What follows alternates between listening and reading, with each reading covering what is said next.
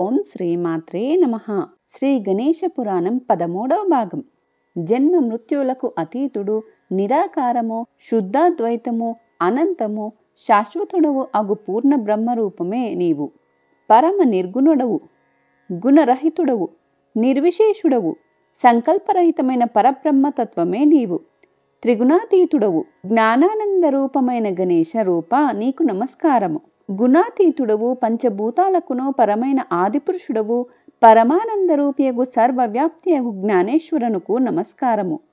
యోగేంద్రుల చేత మునుల చేత హృదయాకాశమున ధ్యానించబడే పరమాకాశ రూపుడగు పరబ్రహ్మయగు గణేశునకు నమస్కారము.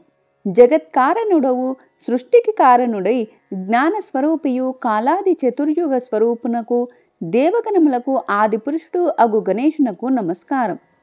సమస్త విశ్వము వ్యాపించిన పరమ పురుషులకు దేవతలచే నమస్కరించ తగినవాడవైన నీకు నమస్కారము. పరతత్వరూపియగు గణేశునకు నమస్కారము. త్రిగుణ స్వరూపియగు పరమాత్ముడా, రజోగుణములో బ్రహ్మస్వరూపం ధరించి సృష్టి కార్యమును నిర్వహించు సమస్త వేదాత్మకుడవు, సంకల్ప స్వరూపివి సత్వగుణ రూపము ధరించి సదా క్రీడలాగా అసురులను సంహరించే జగత్ పరిపాలకుడు అనేకావతారుడగు శ్రీ మహావిష్ణు స్వరూపుడా నమస్కారము. తమోగుణ ప్రధానుడు యోగిరూపువైన త్రినేత్రుడవగు ఓ రుద్రరూపి నీకు నమస్కారము. త్రిగుణములకు అతీతమైన పరమాకాశ రూపియగు తారక బ్రహ్మమగు ఓ సచ్చిదానంద జ్ఞానస్వరూపుడా, మా హృదయగత అజ్ఞానపు చీకట్లను పారద్రోలు సమస్త దేవస్వరూపుడా, ఓ నిర్వికారుడా, పరబ్రహ్మ రూప నమస్కారము. సమస్త సృష్టికిని పుష్టినిచ్చే అమృత వర్షముతో ఓషధులను పెంచి పోషించే సోమాత్మ నీకు నమస్కారము. సంవత్సర స్వరూపమగు కాలచక్రమునకు ఇరుసుగా ఉండి యుగాది మాస పర్యంతము కాలచక్రమును తిప్పే సూర్యనారాయణ స్వరూపుడా నమస్కారము. ప్రకాశ స్వరూపియు, జ్యోతిస్వరూపియు, గ్రహతారక నక్షత్ర రూపివి అయిన ఓ దేవా నమస్కారము. సదా విశ్వరూపి అనేక శక్తి స్వరూపము ధరించి సృష్టిగా ఏర్పడి జగద్రూపియగు పరమాత్ముడా నీకు నమస్కారము. తాను సృష్టించిన జగత్తుకు అతీతుడవై ఉండిన ప్రణవ స్వరూపము, పంచభూతములకు అతీతమైన మహాతత్వరూపి, సమస్త దిక్కులు దేవతలు, కాలము కర్మము మొదలైన జగత్తునకు కారణభూతుడా నమస్కారము.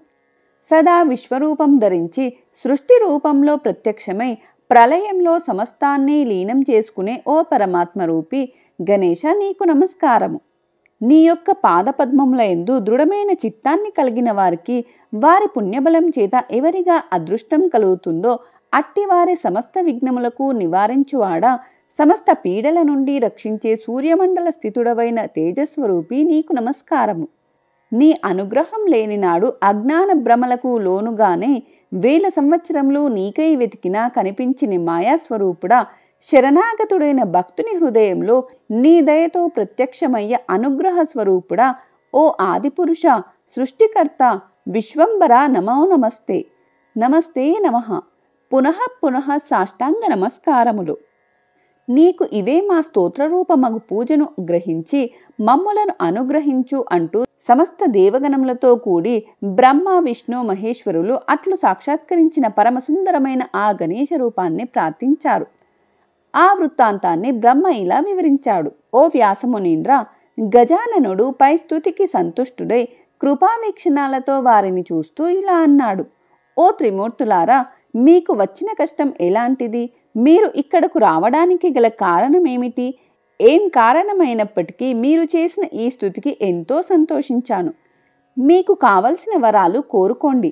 మీ చేత చేయబడిన ఈ భక్తిపూర్వకమైన స్తుతి స్తోత్రాలలోకెల్లా తలమానికమై లోకంలో అంతులేని ఖ్యాతి వహించగలరు. ప్రాతకాలంన లేచి త్రిసంధ్యలలో ఎవరైతే దీన్ని శ్రద్ధాలురై పఠిస్తారో వారి ఇహలోక సౌఖ్యాలను సర్వాభీష్టములను పొందుతారు.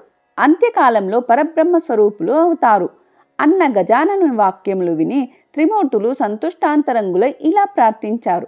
ఓ దేవదేవా, నీవు మా స్తోత్రమునకు సంతుష్టుడవైతే మాకు అనన్య భక్తిని ప్రసాదించు. అంతేగాక మేము చేయవలసిన కర్తవ్యాన్ని ఆజ్ఞాపించు. ఇది మా కోరిక.